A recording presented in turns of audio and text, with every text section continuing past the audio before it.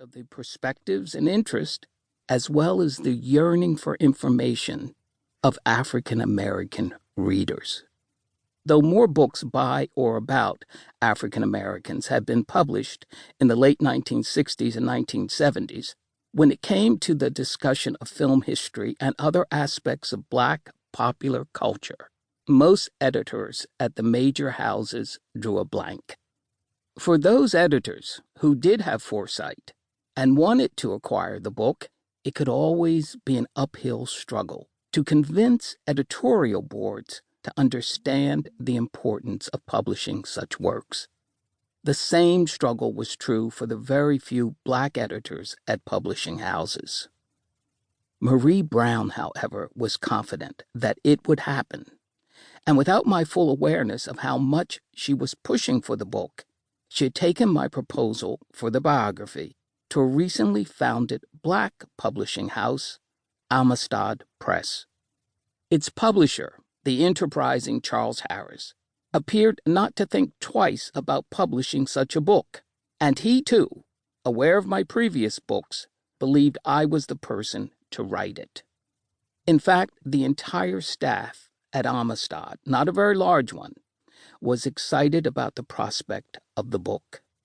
Foremost among the staff was my editor, Malaika Adero, who, having previously been an editor at Simon & Schuster, was a veteran in the world of publishing. For an author, it was an extraordinary feeling to know there was such support for my forthcoming work and that every effort would be made to see that the book received attention.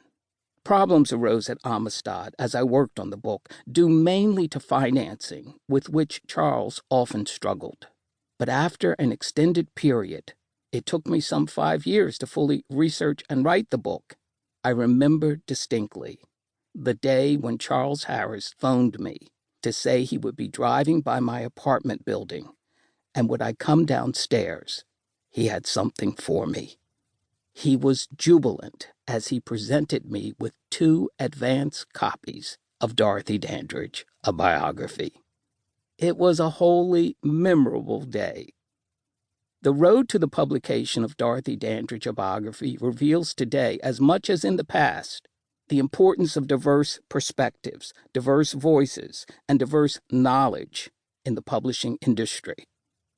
Upon publication, Dorothy Dandridge, a biography, received major and glowing attention. Ebony ran 2 cover stories on Dorothy, the first of which featured a lengthy excerpt from my book. Essence also published an important article on the book, my second piece for Essence, about Dandridge. Around the country, once again, the African American press celebrated the screen goddess that their readers could never forget and that the era's new generation was eager to learn about. Other coverage proved significant.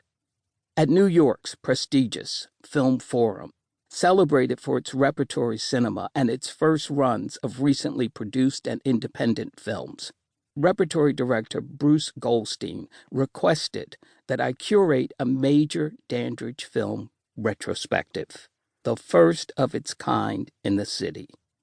Film Forum's director Karen Cooper was likewise excited by the prospect of the series. At the New York Times, critic Janet Maslin became so immersed in reading the biography and then seeing Dandridge films that she wrote an extensive story about Dorothy and the series. The retrospective played to packed houses.